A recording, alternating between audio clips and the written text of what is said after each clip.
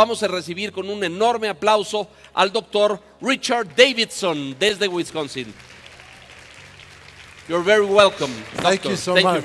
You're very welcome. Thank you very Wonderful much. to be here. Thank you. Thank you all so much. It is a pleasure to be here today, and I apologize for not speaking in Spanish. I would like to share with you a little bit of the journey that we have been on and how the insights that we've gleaned about the mind and the brain may be important for education, may be important for our preschool children particularly, and may be important for what we regard as the most important attributes of a successful life. I am a neuroscientist and a psychologist by training, and I began my career with a question, and the question was a simple one. Why is it that certain people are more vulnerable to life's slings and arrows, the challenges of our lives, and others more resilient? And how can we nurture these positive qualities of resilience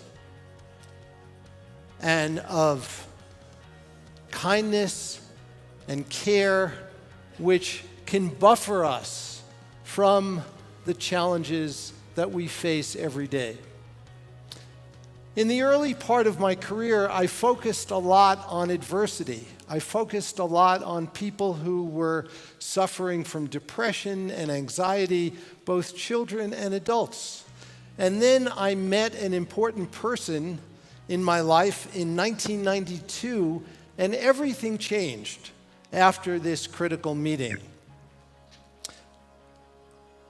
This is the person I met. He's actually shown here visiting our laboratory in Madison, Wisconsin. This is His Holiness the Dalai Lama. When I first met him in 1992, he challenged me and he said, "You've been using the tools of modern neuroscience to study anxiety and depression and stress and fear and adversity. Why can't we use those same tools to study kindness and to study compassion?" And I did not have a very good answer for him other than that it's hard. But it was hard when we first began to study anxiety and depression. And I think most scientists would agree that we've made some headway.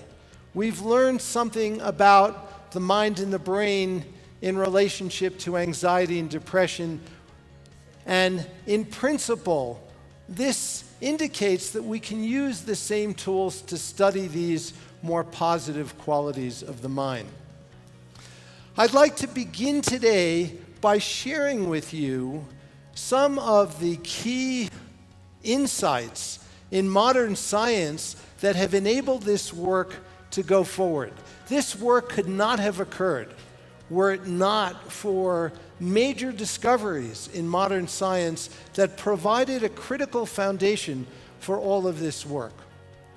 And these are elements that also pertain importantly to education. So what are these themes in modern science that have been so important? The first theme is neuroplasticity. This is a word that I'm sure many of you have heard. How many of you have heard of the word neuroplasticity? Okay, many of you. Neuroplasticity simply refers to the idea that our minds and our brains can be shaped by experience. But it also implies that we can train our minds, that we can be more intentional about how our brains are being shaped. Our brains are being shaped wittingly or unwittingly. Our brains are constantly being influenced by the forces around us. And most of the time, we are unaware of the forces which are shaping our brain, and most of the time, we can't control those forces. The invitation in all of this work is a simple one, and that is that we can take more responsibility for the shaping of our own brains. When we cultivate virtuous qualities of our mind, we change our brains in ways that sustain these qualities and enable them to endure. When each of you interacts with teachers in your local schools, when you interact with the students in your schools, you are changing their brains. Every moment of interaction is an opportunity for shaping the brains of others. And so the simple acknowledgement and awareness of this capacity is so important in understanding how pervasive, how extensive plasticity is in our brains. The second constituent, or the second theme that I'd like to name, is the equivalent of neuroplasticity in the realm of genomics, the study of our genes, and that is epigenetics. Epigenetics is the science of how our genes are regulated.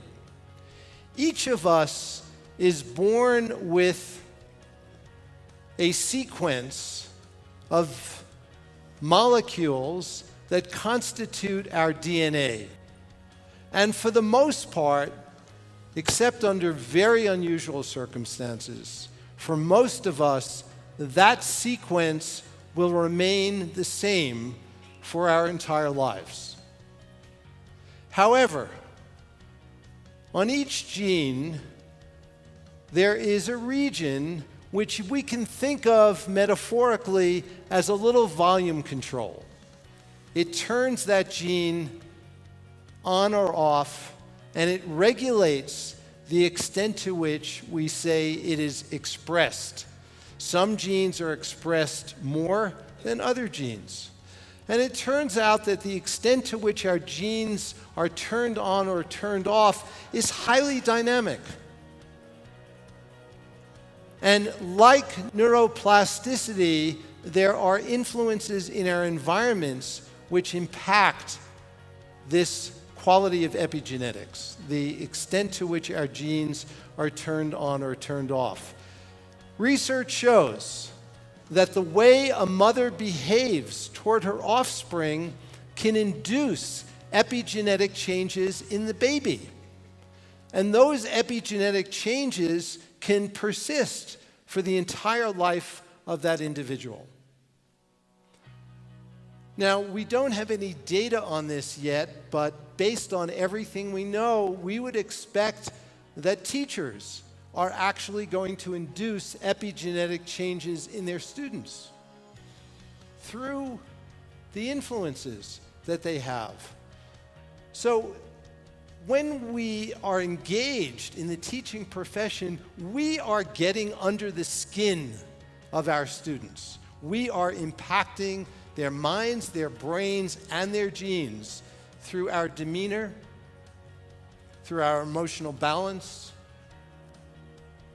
through the kinds of and qualities of social interaction that we have. So epigenetics is really important. The third theme is this idea of bidirectional communication between the mind and the brain and the body. Our brains are embodied. Our brains are situated within this extraordinarily complex physical system that we have.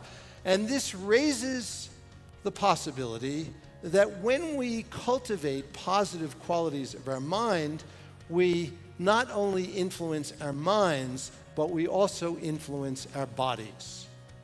And there is more and more large-scale epidemiological research that indicates that people who report high levels of well-being are actually physically healthier. And we have been working in our local context with teachers and with our local public school systems, and I have been shown data on the cost to our local school system for health care among teachers. And I can tell you that these costs are very, very expensive. And it includes costs for medication. And the single class of medication of antidepressant drugs has been skyrocketing. Now, I am not someone who is anti-medication. I believe that there are times when medication is important and necessary, but I also have the strong conviction that we could do better.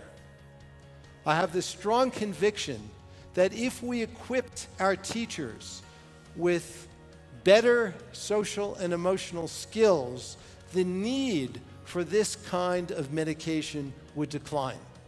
It's not to say it's going to be eliminated, but it would decline. So this is another really important theme. Also, kids who are nurtured with positive qualities in their mind are kids who might become, as a consequence of this, physically healthier. Now, it's not to say that we don't need to also pay direct attention to their physical health. We clearly do, and these interactions are bidirectional. If the body is compromised, it will affect the brain. And we also know that what we eat importantly affects the brain. Our gut has a massive array of neurons in our gut which influence the condition of our brain. And so these connections go both ways. And this is something that we need to pay increasing attention to. So the fourth theme that I'd like to name is one that is the least studied in the scientific literature, but nevertheless has profound implications. And the data on this one is beginning to emerge, and I'd like to spend a few minutes actually showing you a little evidence because it is unusual and some might say controversial. And this fourth theme is the notion that each of us comes into the world, that every human being is born with innate basic goodness. Innate basic goodness. Now, many of you may be wondering, how can I possibly say this in light of the violence, the chaos, the wars that are going on today in our world? How can we possibly say that humans are born with innate basic goodness? Well, the notion here is that if we are given a choice, particularly early in our lives, we will choose the pro-social, warm-hearted, more cooperative alternative compared to one that is selfish or aggressive. So let me show you a few examples of how this has been studied by scientists. I'm going to show you two, actually more than two, a few short video clips. These video clips were displayed to 6-month-old babies in the laboratory. And their behavior in response to these video clips was studied, and I'll explain a little bit more about what it is that was studied particularly. So let me first show you these video clips. This is the first one.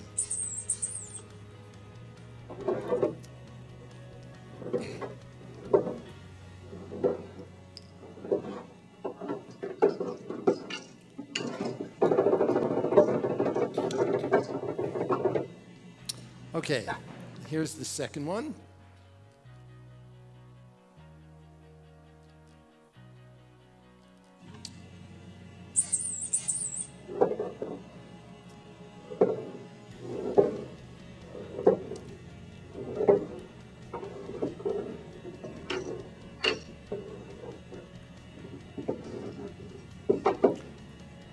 Which of these two video clips do you think a 6-month-old baby prefers? First one? Second one? Raise your hands. First, who thinks the first one? Okay. Anyone think the second one? Can't hear? There appears to be a problem with the audio, some people are reporting. So in the headphones. Hopefully this can get fixed. How can we ask a 6-month-old baby which it prefers? Any ideas? Which one made you happier? Yeah, how do you ask a 6-month-old baby which one makes you happier? Okay, so that's really great. Maybe laughing or smiling to these different video clips. And actually, that's been studied. What was assessed in this particular study, the primary way that scientists were able to determine which video clip the baby preferred was by monitoring their eye movements using very sophisticated tools of infrared eye tracking, where you can monitor exactly where and for how long a baby is looking. And what you see when you do that is that more than 90% of 6-month-old babies look longer at the first clip compared to the second. They prefer, through their looking, to watch the cooperative scenario compared to this second one, which is not cooperative. Let me show you 2 other video clips that illustrate the same thing, just so you get a sense of how this has been done. Again, this is shown to 6-month-old babies.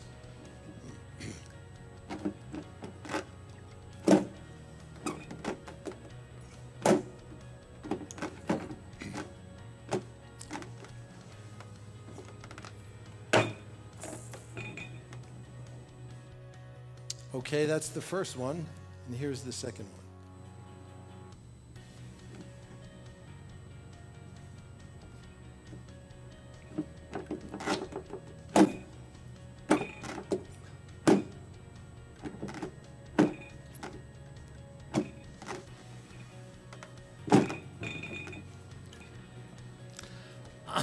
So in this case, we can give the puppets to kids and see which puppet the child reaches for, which it wants. And again, the evidence shows very clearly that the kids prefer the puppet that was cooperative, that was helpful, that was generous, compared to one that was not, compared to the one that was mean. So these kinds of findings very clearly illustrate that babies come into the world with this quality of innate basic goodness. And when we engage in certain kinds of mental exercises to strengthen kindness, to strengthen compassion and empathy, we are not creating this from nothing, but rather we're building on qualities that are already there from the start. We're nurturing these qualities. And it's this kind of evidence that has led some scientists to view qualities like kindness in the same way that we view language. Every human being comes into the world with a biological propensity for language, but the extent to which that is expressed in a normal way varies as a function of being raised in a normal linguistic community. There are case studies of feral children raised in the wild, and they don't develop normal language. And in the same way with kindness, we need to nurture these qualities in order for them to flourish, even though the seeds of these qualities are there from the beginning. So what I'd like to do now is to shift gears and to explain a little bit of a framework that we have been working with in our center that is a framework for understanding well-being. And as I describe this framework, I'll also talk about implications of elements of this framework for education. So in this framework, there are 4 components or 4 constituents of well-being, and I'll first describe each of these 4 very briefly, and then I will go into more depth and share with you a little bit of the evidence from modern science about each of these 4 components. Now, these 4 components are not necessarily 4 components that you would immediately think of as being central to well-being, at least for some of them. However, there's important reasons why each of these have been included, and I'll say something about that. The first component of well-being is awareness. And awareness includes attention, it includes self-awareness, the ability to become aware of our minds, our thoughts and feelings, as well as our bodies. It includes meta-awareness. What is meta-awareness? Meta-awareness is knowing how our minds are working, knowing that we're seeing, knowing that we're hearing, this quality of knowing. It's a quality of being able to monitor our own minds. And this is something which is quite an extraordinary capability. And it seems like human beings have this capacity in a way that no other species has. This quality of meta-awareness. And finally, focus, our ability to regulate our attention, to voluntarily deploy our attention so that we're focusing on certain things and not on other things.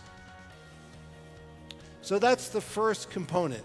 Second component is connection. Connection refers to emotions that are critical for harmonious and successful social relationships and interpersonal interaction. Qualities like kindness and empathy and being able to maintain a positive outlook. The third component of well-being is insight. And this is insight into how the narrative that we all have about ourselves in our minds, how that narrative is going. Insight into the nature of that narrative. And this is about self-knowledge.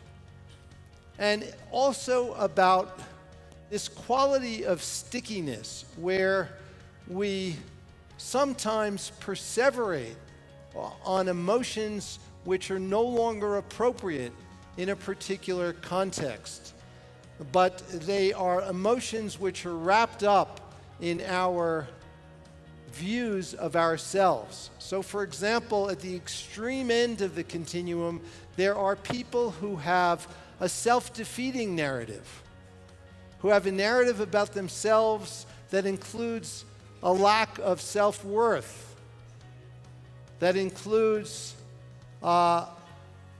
ideas about their lack of intelligence or efficacy. And they actually believe this narrative. And when that happens, that is a prescription for depression. And there's a lot of research that indicates that depressed individuals have these kinds of self-defeating narratives, and they believe these narratives. They take them seriously. So part of developing a healthy sense of self is changing our relationship to this narrative. It's not so much fixing the narrative, but understanding the narrative for what it is. It's a bunch of thoughts. And being able to see the narrative in that way can be very helpful in cultivating well-being. The fourth component of well-being is purpose. And this is about having a sense of direction in life, a sense that our lives have meaning, and also a belief that our everyday tasks and behavior are aligned with this sense of purpose. So what I'd like to do now is to take a deeper dive and to go into each of these four components of well-being a little bit more extensively, to share with you some of the scientific findings related to each, and to also talk a little bit about implications of each of them for issues that bear importantly on education. So, first, awareness. Does anyone know who this gentleman is? Anybody? Call it out. William James. Very good. This is William James. He was America's first psychologist, and he wrote a 2-volume tome in 1890 called The Principles of Psychology. I was a graduate student at Harvard University, and I worked in William James Hall, a building named after William James. Sadly, I was not assigned a single page of William James to read when I was a graduate student in psychology at Harvard. That is just a sad fact. Fortunately, I discovered William James when I was there, and when I first came across his chapter on attention in the Principles of Psychology, it was a thrilling moment. And I'll read to you this passage, which I first read when I was 20 years old as a first-year graduate student at Harvard, and just completely taken with this. William James said, "The faculty of voluntarily bringing back a wandering attention over and over again is the very root of judgment, character, and will. No one is compos sui if he have it not. An education which should improve this faculty would be the education par excellence. But it is easier to define this ideal than to give practical directions for bringing it about." The italics are in the original William James. And this is quite a remarkable passage because it, first of all, names the possibility of educating attention. attention is the building block for all other forms of learning. The fact that we don't regularly incorporate educating our attention into our curricula, starting in preschool, is nothing short of scandalous. Because if a kid is not attending, they're not going to learn whatever information is presented to them. But we know that we can educate attention. Not everyone is going to become an attentional Olympian, but the fact that everyone can improve in their attention by now has been rigorously demonstrated. One of the great pleasures in visiting Mexico is to visit my friends and colleagues who are part of an organization called Atentamente. How many of you have participated here in programs run by Atentamente? Can you please raise your hand, those who do? Okay, wonderful. Well, Atentamente is an extraordinary organization here in Mexico that teaches social and emotional skills to teachers, to principals, and to children. And one of the things that they teach is basic skills of attention. And in fact, the framework that is used by Atentamente is very, very similar to the framework that I just described of the 4 components of well-being.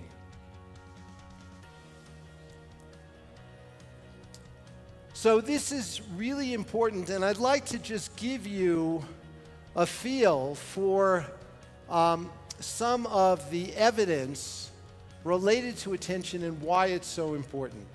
There was a study done in the United States a number of years ago in adults. And what they did is they used smartphones, since everyone has smartphones these days, and as people went about their daily life, they texted them on their smartphones and they asked them 3 simple questions. The first question, what are you doing right now? And the people had to check off from a list of activities what they were doing. Second question, where is your mind right now? Is it focused on what you're doing, or is it focused elsewhere? And the third question is, right now, this very moment, how happy or unhappy are you right now on a scale? Those were the 3 questions. And here's what was found. The average American adult spends 47% of her or his waking life not paying attention to what they're doing. 47% of the time. Folks, we can do better. The evidence is very, very clear. We can do better. The title of this paper is very telling, and I'll tell you the title in just one moment. They asked the people, as I said, not only where is your mind right now, but how happy or unhappy are you right now? When people's minds were not paying attention, when their minds were wandering, they were less happy. The title of this article was, "A Wandering Mind is an Unhappy Mind." A wandering mind is an unhappy mind. So being able to cultivate these simple qualities of attention will make a difference in terms of showing up and being fully present, being able to listen with full attention. Imagine a school where the teachers were fully present and attentive to what was actually happening in their classroom. This is not rocket science. We can teach basic skills of attention. and we can make a difference. This number can go down. Now, I want to talk about another really important issue in the United States, and I know that similar issues are present in Mexico. In the United States today, there is a huge achievement gap. Huge. And the achievement gap is the gap between African American students and white students in academic achievement. And it turns out that this achievement gap is very related to what we can call a discipline gap. By discipline gap, we mean the extent to which a child receives punitive disciplinary action by teachers and other school staff. And it turns out in the United States, African American students are disciplined more harshly compared to white students, and those differences in discipline persist after you rigorously control for the socioeconomic status of their families and for their grades and their standardized test scores. So this is not about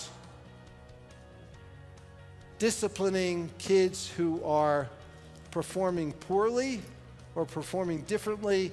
This is something that is more pernicious,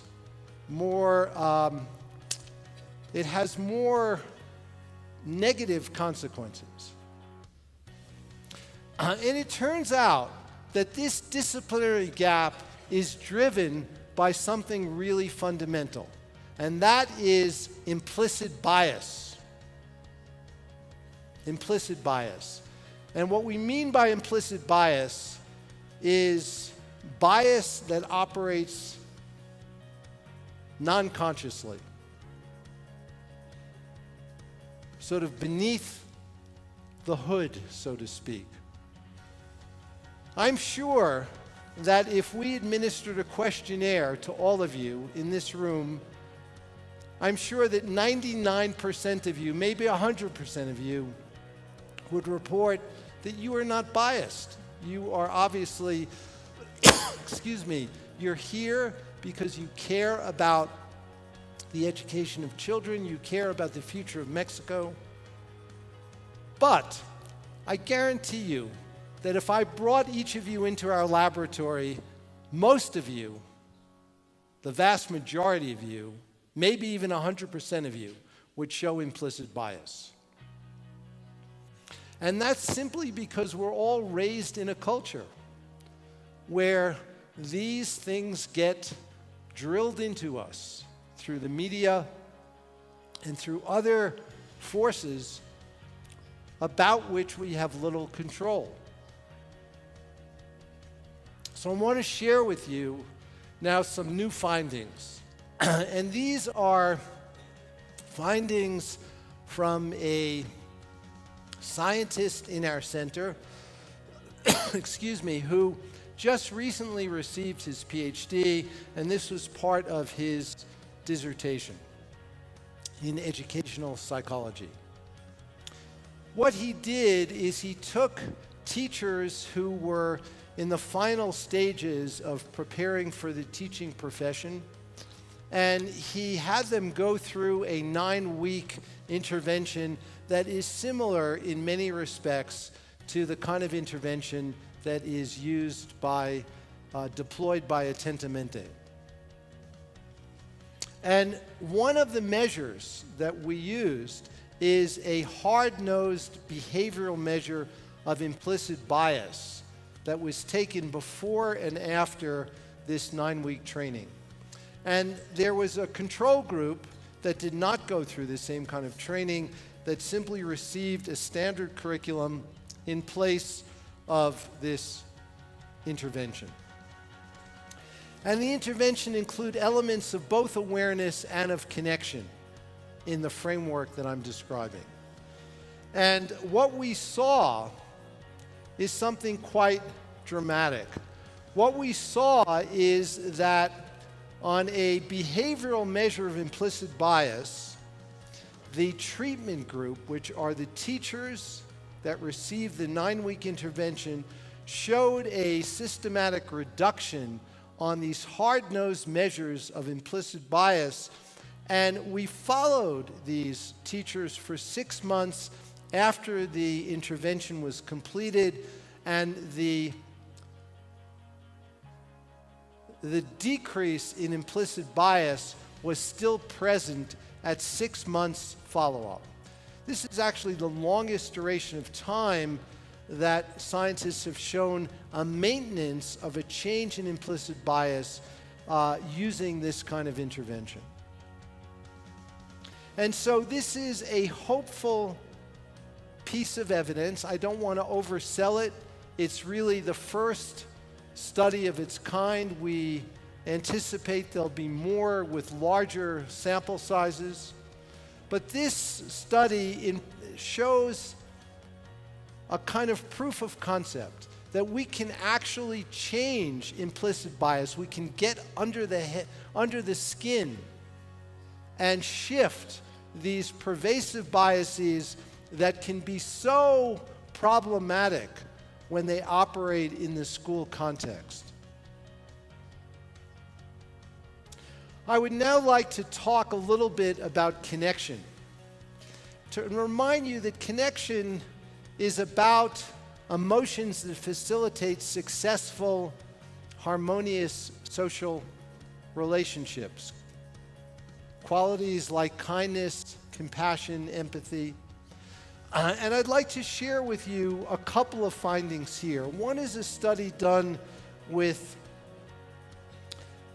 older adolescents where they were randomly assigned to a group that received just 2 weeks of compassion training, and another group that received training derived from cognitive therapy, which is one of the most empirically well-validated psychological treatments for depression and anxiety, and also to cultivate well-being.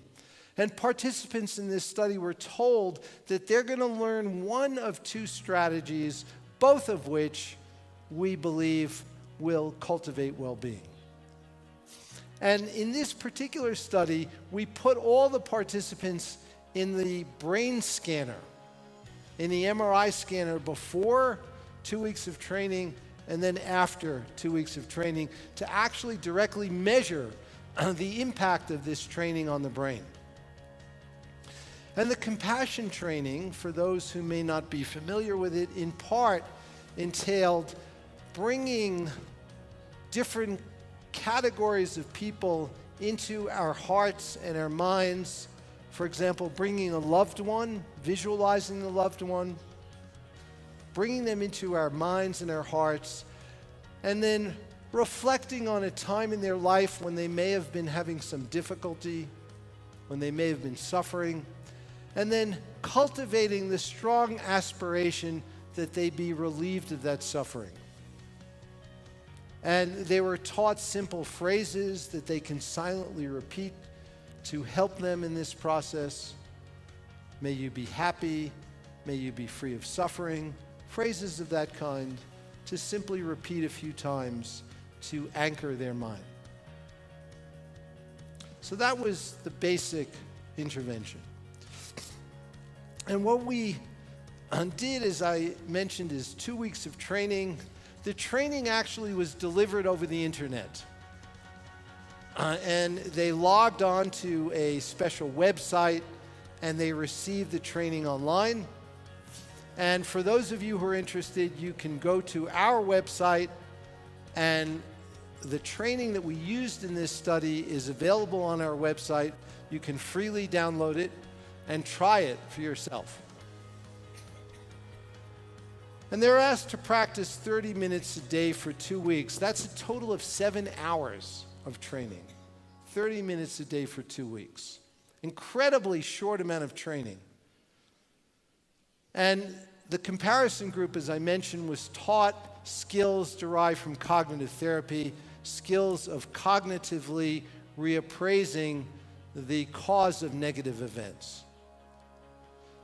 One of the ways we can measure prosocial behavior in a very rigorous way is to use these tasks that have been developed by mostly economists.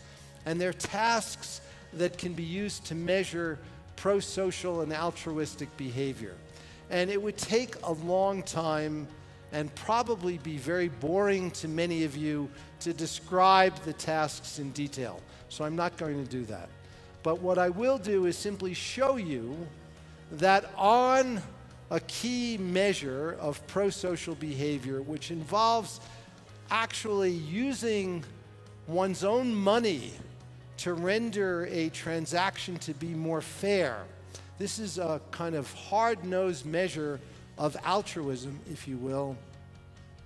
The participants who went through the compassion training behaved more altruistically compared to their counterparts who received the cognitive training. The compassion training is in green, the cognitive training is in orange or pink, and the findings show that those who are assigned to compassion training, this is a randomized controlled trial, showed more altruistic behavior.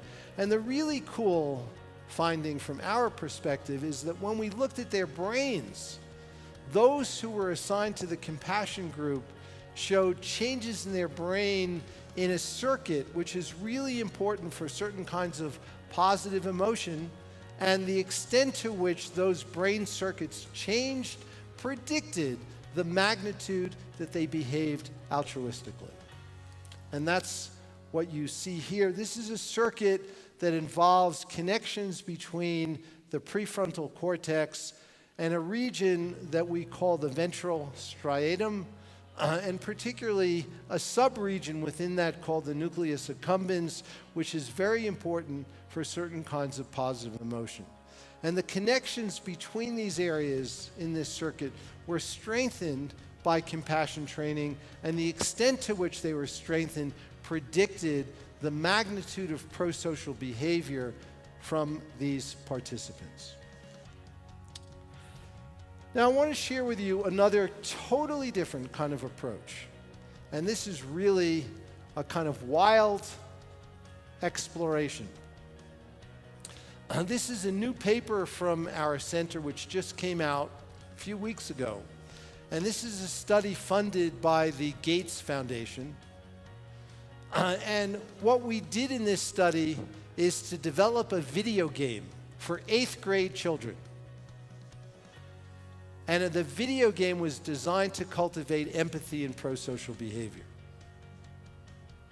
Now, we know that our kids are spending a lot of time in front of the screen. And that's something that none of us, I think, are going to change. But we ask the question, can we use this technology for the good? Can we actually harness this technology in a way that would actually promote prosocial behavior in the kids? So we designed this crazy video game for 8th grade children. And what we did is we put it on an iPad, and then we took kids randomly assigned them to play our game or to play a commercially available game. We gave each kid an iPad to take home for 2 weeks. But before we gave it to them, we put them in the MRI scanner so that we can scan their brains before and after 2 weeks of game playing. And I won't bore you with all the details of the findings, but let me show you a little bit of what this game that we developed actually looks like.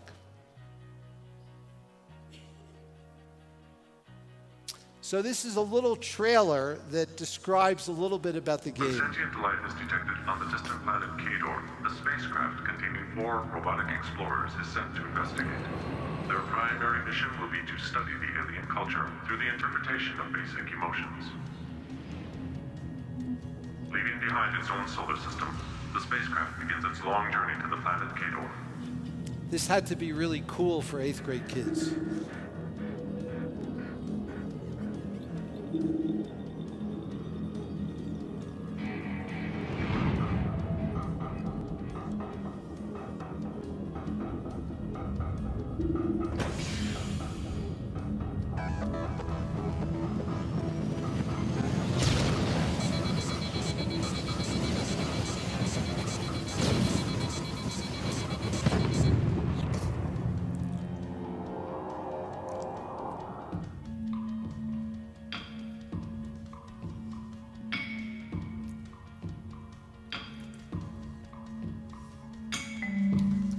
So these alien creatures have faces which are animated in anatomically realistic ways. And the kids need to read these emotions and rate them on the iPad by rating their intensity and the nature of the emotions.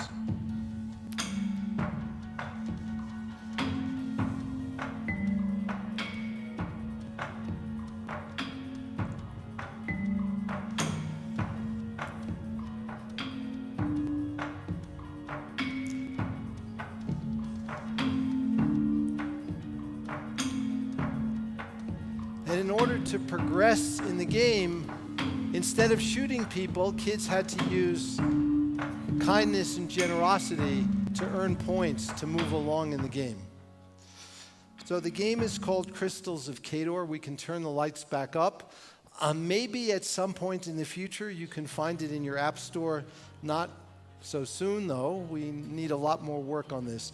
But I'm not going to go into details of our findings, but what is remarkable is that 2 weeks of game playing, the kids played an average of 20 minutes a day, changed their brains. So our kids' brains are constantly being shaped by the screen time that they have. And what we showed is that the extent to which they improved on measures of empathic accuracy that we can rigorously measure was predicted by the extent to which their brains changed in key circuits that are important for perspective taking and for emotion regulation. Okay, I want to talk now about the final two constituents of well-being, then also share a little bit about some work with preschool kids, most directly relevant to the work that all of you do, and then we'll have time for questions and answers. So I talked about stickiness earlier. I briefly mentioned it. And this is a hypothetical graph. And imagine that at time point 3, some stressful event occurs and there is activation. It could be activation in a physiological system, or it could be a change in behavior. And we can see the time course of this change, and we can contrast it with a second person who shows the same amplitude of response, but the second person recovers more quickly. This idea of recovering more quickly, we think, is the key to resilience. In fact, we think that the way we should define resilience is the rapidity with which you recover from adversity. People who recover quickly are more resilient. People who recover slowly are less resilient. And the data show that we can teach this. You can actually learn to become more resilient. Resilience is represented in brain circuits that show plasticity. And we can learn to more quickly recover. It doesn't mean we're going to become emotional zombies. It doesn't mean that we're going to blunt our emotions. It simply means that we will recover when the emotion is no longer appropriate or relevant. One of the joys I've had over the last 25 years of my life is spending time with His Holiness the Dalai Lama. And I consider myself a long-term student of emotion. And when you look at the emotions of the Dalai Lama, he is someone that has the largest dynamic range of emotion of any human being I've ever met. So he can cry just like that after being told about Tibetans being tortured in a Chinese prison, and then the next moment he can notice something funny and just burst out laughing. Now, the ability to go from crying to laughter, that's something we see in a baby often, but as adults, very few of us show that kind of quality. Very few of us.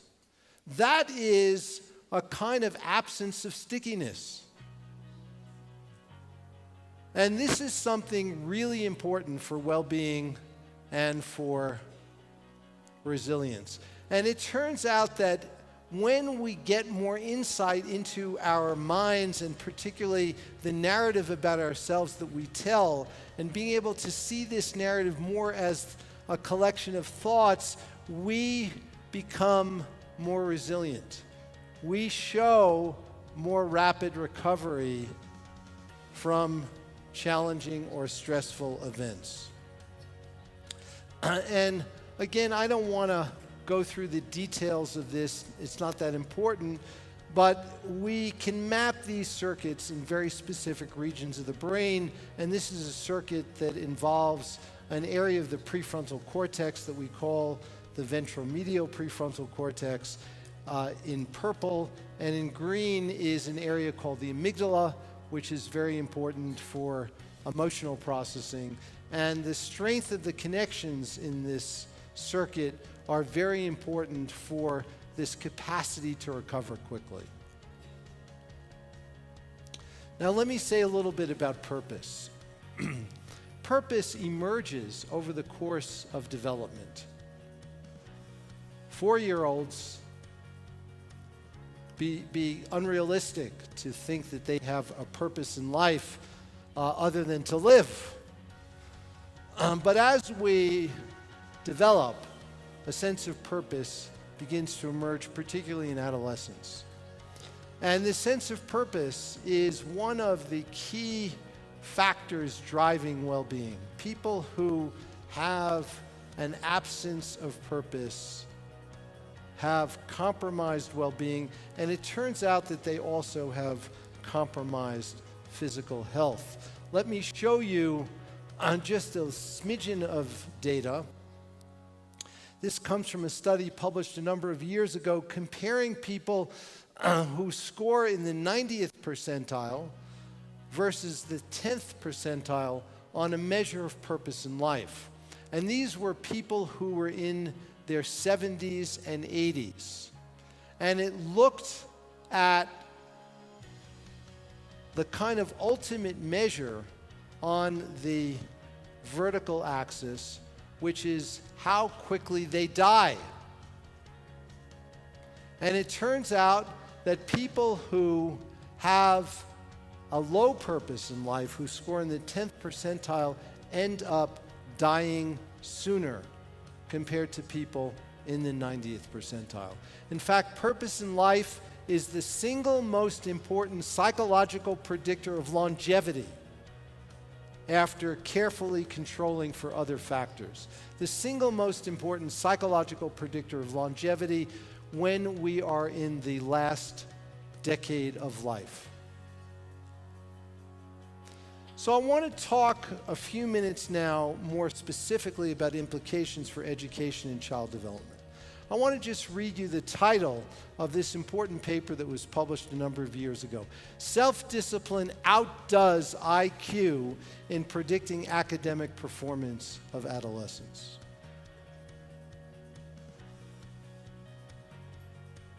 Qualities like self-discipline and self-regulation turn out to be important not just for our social and emotional functioning, but also for other outcomes, including academic performance, that are absolutely key to a flourishing life. This is another article that was published in a major scientific journal a few years ago, excuse me, by colleagues of mine at Duke University. And what was done here is this. These scientists were following a group of 1,000 people in a city in New Zealand, and they followed them from birth. And they were able to obtain measures at 4 and 5 years of age of a child's capacity for self-regulation. And I won't go into details about the measures. It's not that important in this context. But these were very good measures of a kid's ability to engage in self-regulation. And then this was a longitudinal study. So they followed them as they lived their lives. And at the time this paper was published, which was in 2011, they were reporting on data when the individuals were 32 years of age. So they followed them from birth to 32 years of age. And at 32 years of age, they are entering young adulthood. And they asked whether measures of self-regulation at 4 and 5 years of age are related to outcomes like health, like the propensity to abuse drugs, outcomes that include getting into trouble with the law, actual criminal convictions in the judicial system. And they also had, as one of their outcomes, various measures of financial success. And what they found was quite remarkable. This is a very, very well done study. After carefully controlling for other factors, including the socioeconomic status of the families of origin, kids who at age 4 and 5 had a greater ability for self-regulation, when they were 32 years of age, they were less likely to abuse drugs, they were physically healthier, and they were less likely to have a criminal conviction. And finally, they actually earned the top 20% of the distribution in self-regulation earned on average $6,000 US more a year compared to their low self-regulating counterparts. So they were much more financially successful. And I won't bore you with the data that presents all of what I just said, but trust me that this is what they found.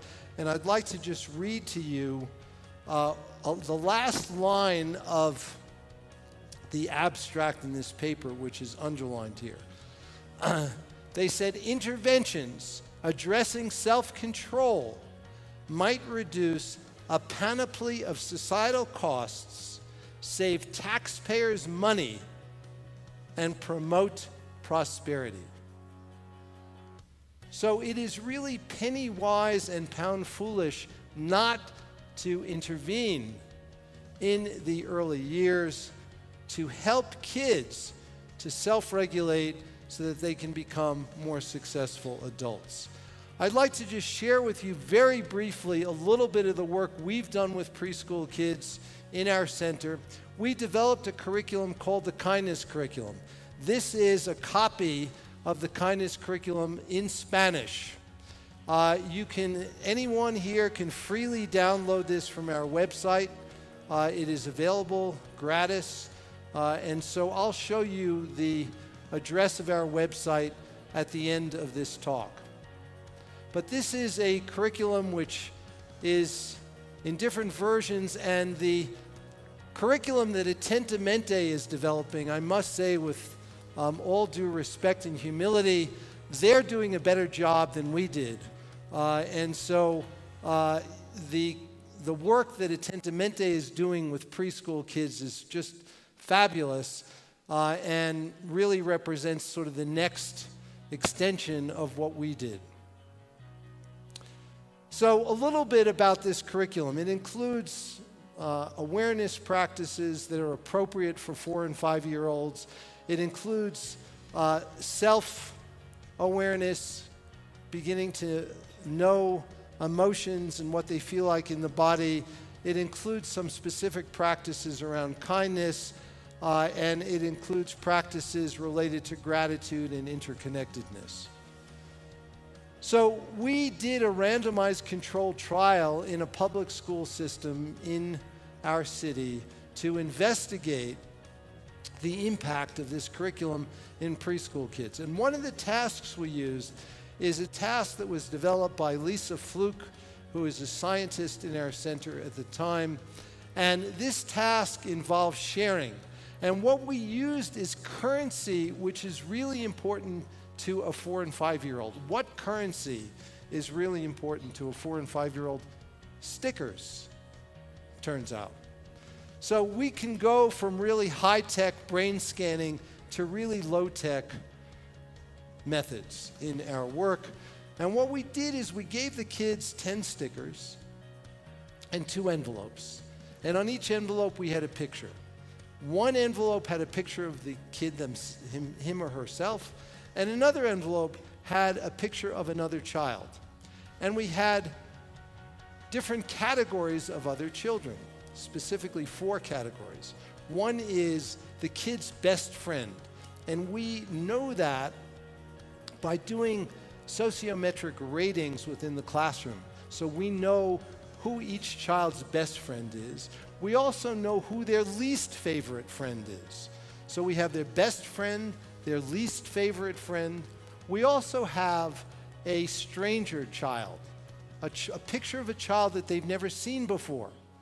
And then finally, we have a picture of an obviously sick-looking child. And we have, each time we give the kid 10 stickers, and we say to the child, please put the stickers in the envelopes according to who you'd like to give them to. And you can keep as many stickers as you like for yourself, or you can share them. You can give the stickers to your best friend, your least favorite friend, a stranger, or a sick-looking person. The sad news is that in the United States, at least, where we've worked, this, by the way, just shows these different categories of kids. In the right side of each of these graphs are the control kids, and the blue bars are at the start of the semester. The red bars are at the end of the semester. The control children received a standard curriculum. KC stands for Kindness Curriculum. And what we see is if we look at the control kids first in the right-hand bars on each graph, as the kids go through their semester, they become more selfish. They are less kind, and less kind across different categories. Less kind to their least favorite friend, less kind to sick-looking children. The kids who go through the kindness curriculum don't become more altruistic, but they also don't become more selfish. So they maintain the same level of kindness that they began with. So at least they're not getting more selfish. Now, maybe if this intervention goes on longer, we can actually see a boost in kindness above the baseline. We don't know at this point. And this is just a first study of its kind, a kind of proof of concept. But there are other findings from this study that showed that kids received better grades from their classroom teachers if they went through the kindness curriculum. Here the kindness curriculum is in blue. The red bars are the kids who go through the control curriculum. And on many of these domains, kids who went through the kindness curriculum are rated as earning higher grades by their teachers. So I want to end now with a quote that is a favorite quote of mine from a book by the Dalai Lama that was on the bestseller list in the United States for some time, and really captures the core of the message that I'd like to convey. He said, the systematic training of the mind, the cultivation of happiness, the genuine inner transformation by deliberately selecting and focusing on positive mental states and challenging negative mental states is possible because of the very structure and function of our brain. But the wiring in our brains is not static, not irrevocably fixed.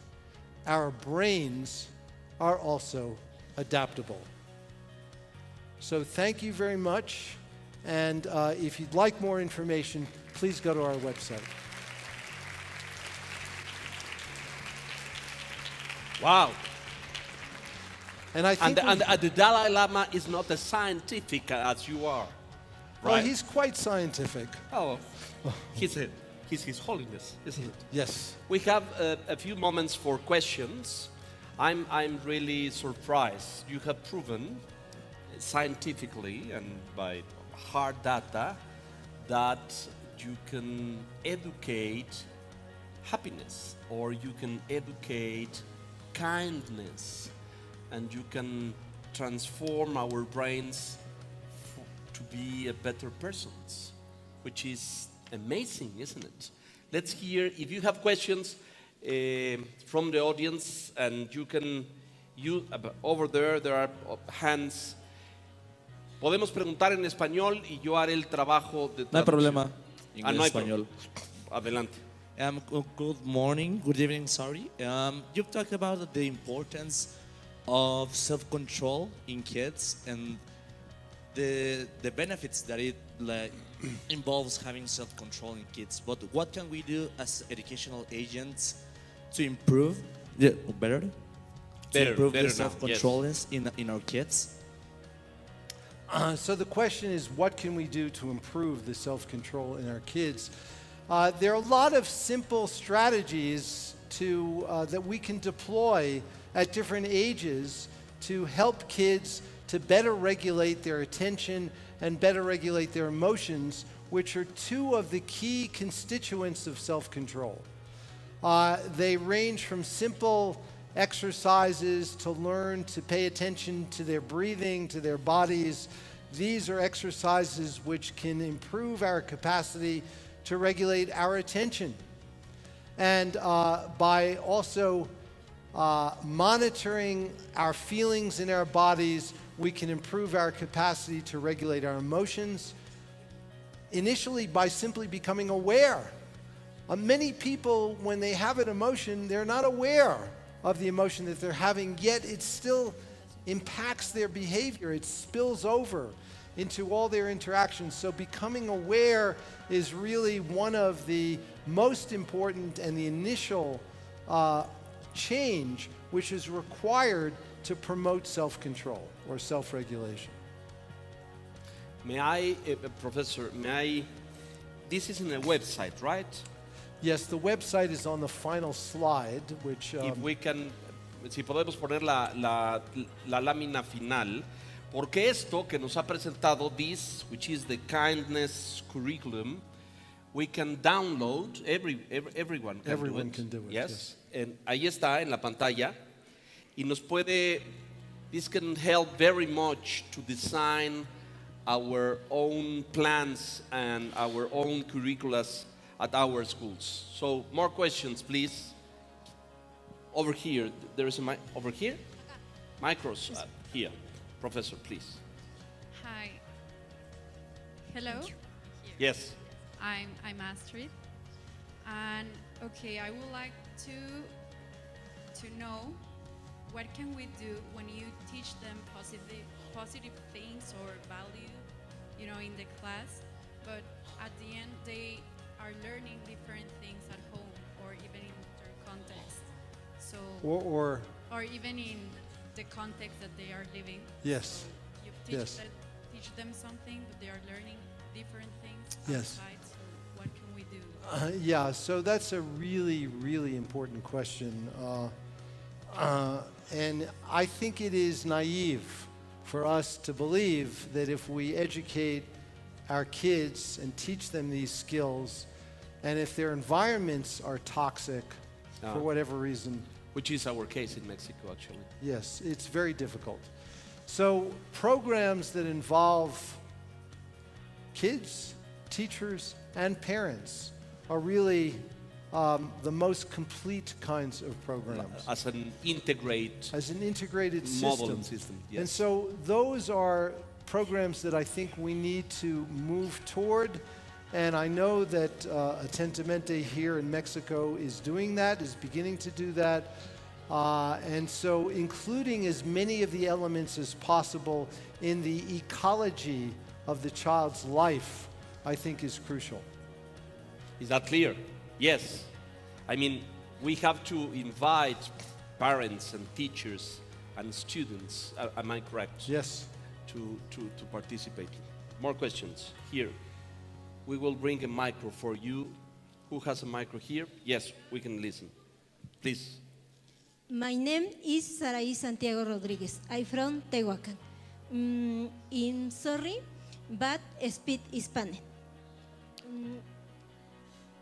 Un día en el colegiado de docentes descubrimos que eran los mismos niños los que tenían problemas para autorregular su conducta que los que tenían bajos resultados en los aprendizajes esperados de los campos formativos. Entonces, a partir de ahí empezamos a construir un ambiente de convivencia, un ambiente sano, y empezamos a trabajar tareas sociales. Las primeras que tenían que ver con el medio ambiente. Para ir, porque si no es demasiado.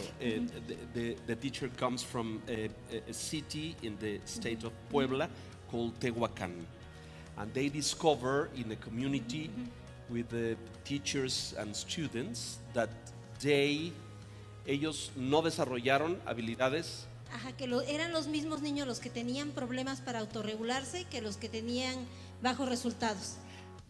Were the same children that developed very low grades in their performance were the same kids that have very aggressive attitudes in the community.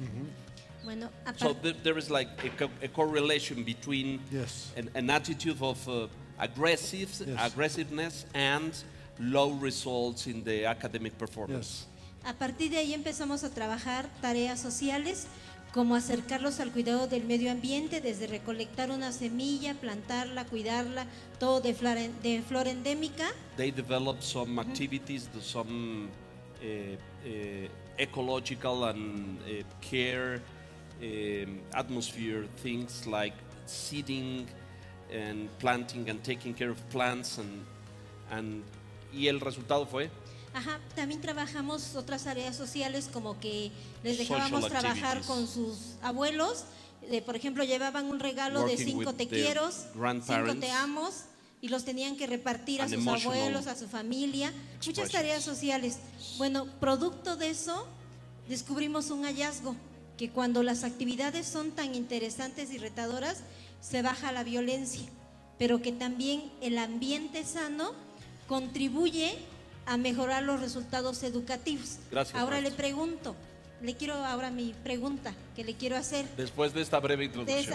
Le quiero preguntar que si que cómo ve estos hallazgos que hemos construido derivado de la práctica docente con respecto pues a que, ¿cómo diremos? A que el desarrollo emocional puede surgir ahí en el aula. Gracias. Quiero verlo.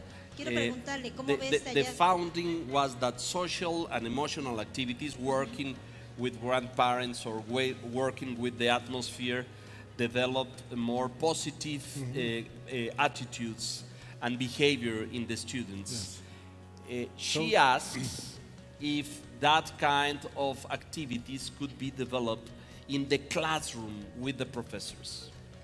I think it's a wonderful question. I don't know the answer. I think that it is clearly working with the family systems, the grandparents.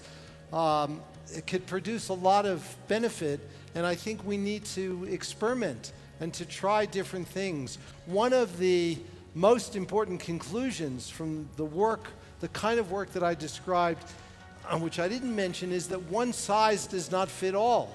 We need many different kinds of strategies, and different kids will benefit from certain kinds of strategies more than others. We have more questions. Let me say, because the time is limited, so we are going to take only 2 more questions. Is that correct? We have one over there and one over here. Please. Gracias. Entonces entiendo que si incluimos, bueno, si inculcamos amor, bondad, tolerancia en los alumnos, el alumno responderá con mayor aprendizaje y un mejor desarrollo personal. Pero, ¿habrá algún origen genético en los niños que no responden? The teacher asks, if we teach with love, kindness, and a cozy atmosphere, they will... And a what atmosphere? And a very cozy and kind atmosphere. They will develop more learning abilities. The teacher asks if there is a genetic ingredient in this, or this is only a social behavior learned. When we learn kindness, when we have teachers that express love toward the children, we induce epigenetic changes. We actually can change the biology. We can get under the skin and influence the bodies and the brains of our kids. Yes, there are genetic predispositions, but those genetic predispositions simply place very broad constraints on what could be developed. What we have control over is not to manipulate our genes, but to use the capacity of our minds and the capacity of our hearts. And that is really where I think we should be investing our energy and investing in the future. Thank you. Wow. Let me try to say this in... You can change with love and kindness. You can change whatever predisposition is in the genes of the student. Not change whatever predisposition, but you can change a lot. A lot. And I think we have not given these capacities a sufficient chance. With intensive training, particularly, there's a lot that can change. Do you love your students? Yes? They're not very convinced, actually. The final question. We over need here, more please. love. Gracias. Over there, yes. Gracias. Buenas tardes. La pregunta es rápido. Gracias. En el sistema educativo mexicano, mucho se argumenta de pronto que si no se tiene una infraestructura adecuada, no se puede regular la conducta y el comportamiento de los alumnos. Yo le quiero preguntar al doctor, ¿qué tan determinante es que realmente la infraestructura de una escuela determine, válgame la redundancia, la buena conducta y el buen comportamiento de los alumnos? Thus, the infrastructure of school, the building, the classrooms, the tools, determines their learning or their attitude, their kindness towards the other students. The infrastructure determines. The question is whether the infrastructure can impact. That's right, yes. Yes, sure.